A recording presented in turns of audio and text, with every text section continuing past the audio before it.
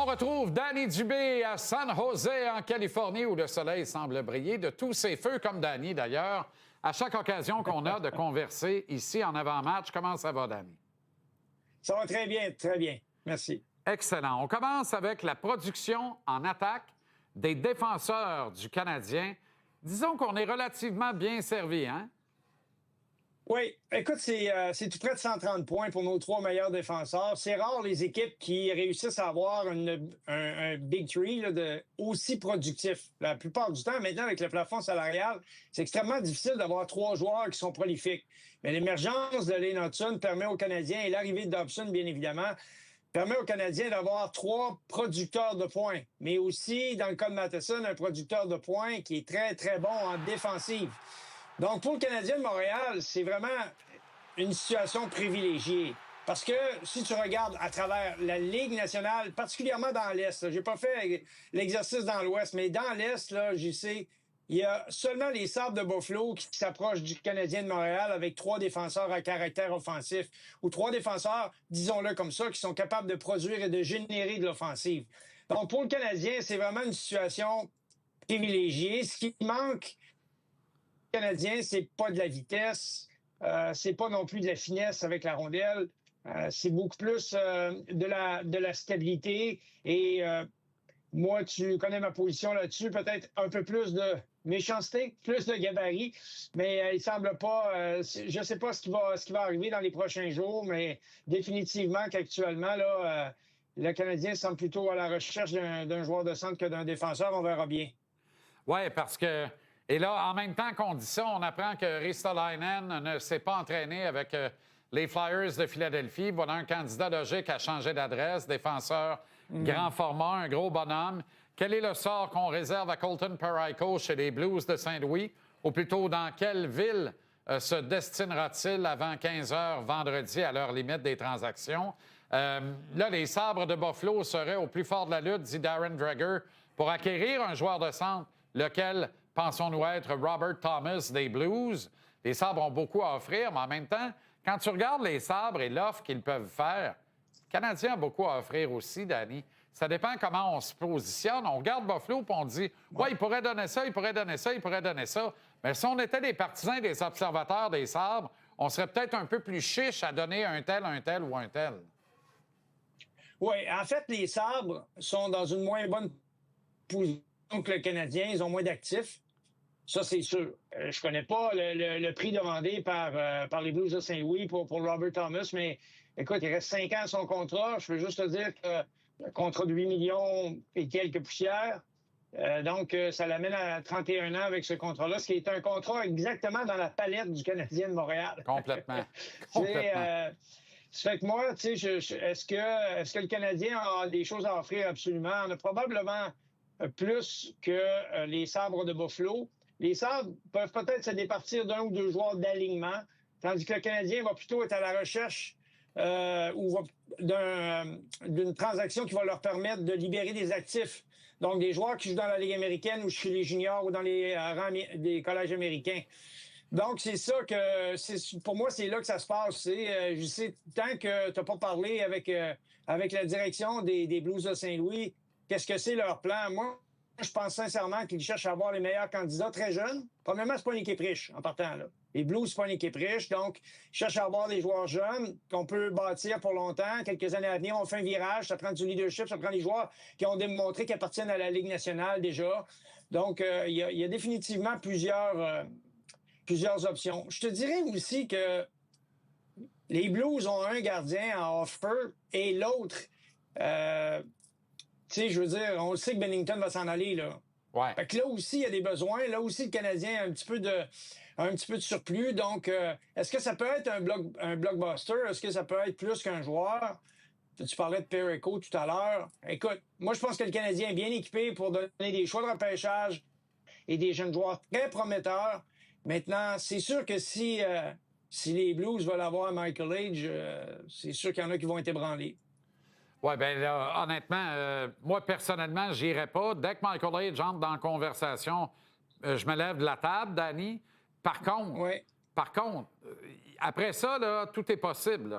Caden Goulet a une entente intéressante, à bon prix quand même. C'est un jeune joueur. Il faut donner pour recevoir. Moi, je pense qu'un gars comme Kapanen est déjà un actif régulier de la Ligue nationale. C'est intéressant. C'est un très jeune joueur. Première saison complète en Amérique. Il y a du matériel. Il y a de quoi jaser du côté du Canadien. Des choix conditionnels de premier et deuxième tour. On a tous nos choix, Danny. On les a tous encore, là. Alors, on va toujours pêcher tous ces gars-là. À un moment donné, on va y mettre tout. Tabaslac, on va-tu ouvrir un deuxième club de la Ligue américaine? Et on n'aura pas droit à plus de contrats de la Ligue nationale, là. Tu comprends? Fait que, à un moment donné, Non. C'est ça, exactement. Donc, je pense que les étapes sont suivies. Là. Le Canadien, des fois, on s'est galvaudé un peu à un plan, là, mais le Canadien suit une trajectoire très précise. Bon, bonifier sa banque de joueurs, c'est fait. Intégrer ces joueurs-là dans ton alignement régulier, c'est fait.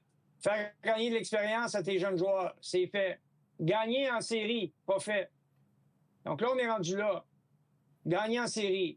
La prochaine étape, pour moi, c'est l'étape où on va vouloir frapper le coup de circuit en allant chercher la pièce manquante. Maintenant, ceci étant dit, si tu es capable de positionner ou de camper ta ligne de centre pour les 4 prochaines années ou les 5 prochaines années, peut-être tu y penses. Ben oui. Peut-être que tu y penses. Logiquement, oui. D'un autre côté, toi qui es très proche de l'organisation pour être là au quotidien sur le rythme de l'équipe, dans la culture de l'organisation démontrée jusqu'à maintenant, je serais très renversé d'une transaction dite blockbuster qui amènerait, exemple, Thomas et Parayko à Montréal. Pas fâché pantoute, là, mais étonné compte tenu de ce qu'on nous a montré jusqu'à maintenant. Et là, tu as dit quelque chose d'intéressant tantôt. Tu as dit les Blues, c'est pas une équipe riche. Le Canadien, c'est une équipe ultra riche de la Ligue nationale et c'est une équipe qui a moins de pression de gagner tout de suite. Les gradins sont pleins, les listes d'attente sont de retour pour les billets. La pression de gagner, on la retrouve dans le principe de continuer la progression des jeunes joueurs. Mais on le sait là, que le spectre de la médiocrité de on n'a pas été bon, puis finalement, on va végéter pendant 15 ans, le spectre des sables, là, c'est déjà passé. Fait que là, est-ce que tu sens que cette organisation-là, la paire Gorton Hughes, les architectes, sont prêts à passer au niveau suivant ou ils veulent continuer de polir tranquillement le diamant, sachant qu'ils n'ont aucune espèce de pression de ramener des résultats d'année? Moi, je pense qu'ils sont un peu plus affamés qu'on pense que ce qu'ils nous disent. Tu sais, il y a le discours, puis il y a la réalité. Alors, leur discours, c'est on continue la progression, etc., mais il y a un appétit. Et l'appétit, elle vient des dirigeants, mais elle vient aussi de l'entraîneur.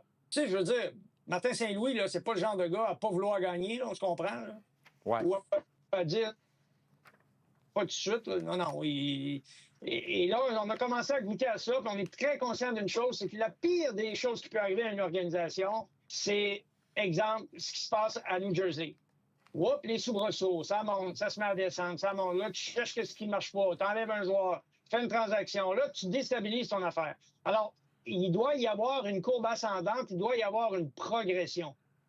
Alors maintenant, une fois que ça s'est établi, on dit OK, on est prêt à aller à l'autre étape. Là, il faut que tu te demandes, est-ce que Kapanen, on le garde ou on l'échange?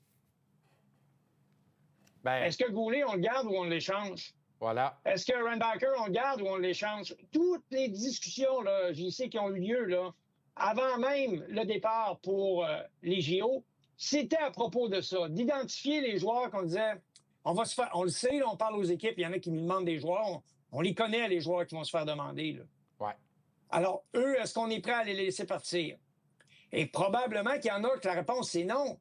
Mais il y en a d'autres, c'est peut-être. Alors, pour moi, c'est sûr que Robert Thomas, c'est un très bon joueur. Parayko, c'est un très bon joueur. Moi, je pense qu'à la défense, ils ont besoin encore de peaufiner parce que les jeunes qui sont dans les rangs mineurs ne pourront pas prendre les minutes qui nous manquent en désavantage numérique. Là, on n'aura pas le gabarit nécessaire dans les fins de match, les 6 contre 5, les 5 contre 6, toutes ces choses-là. C'est ces choses-là qu'on n'a pas, qui sont à la défense, peut-être à l'extérieur. Peut-être que l'équation est à l'extérieur. Là, Parayko, il cadre, là, il fait partie de ces joueurs-là. Il y en a d'autres, là, mais ça, c'est la réalité. Après, si on veut consolider la ligne de centre, comme tu en faisais état tout à l'heure, et avec justesse, là, c'est pas... il faut vraiment faire l'exercice en disant, OK, ben dans 2 ans, on fait quoi? Tu sais, parce que moi, je dis que d'ici 2 ans, là, on va commencer à frapper à la porte. Le Canadien va regarder la situation, leur parcours en série, il va nous dire beaucoup sur ce qui leur manque. Parce que là, en saison, tout est correct. En saison, c'est une équipe de 100 points. L'équipe de 100 points n'est pas dans le trouble, là. En série, on n'a pas les réponses encore. Est-ce qu'au sommet, en terminant, Danny, rapidement, est-ce qu'au sommet de ta liste d'épicerie, ça n'a pas bougé depuis la semaine passée? C'est un défenseur droitier? Oui, pour moi, ça n'a pas bougé. Je considère que le Canadien peut donner du millage à Kapanen, doit vivre l'expérience séries éliminatoires avec son équipe de jeunes pour avoir des réponses. Quand tu rentres et tu commences à bouger ton échiquier, ben, tu as moins de réponses par rapport à des joueurs d'avenir dans ton organisation.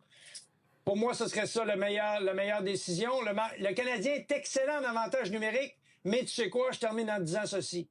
Ils sont encore dans le négatif au niveau différentiel. Ils marquent beaucoup de buts, puis ils en accordent encore plus en désavantage. Bonne soirée, bon match, Danny. À vendredi. Bye bye.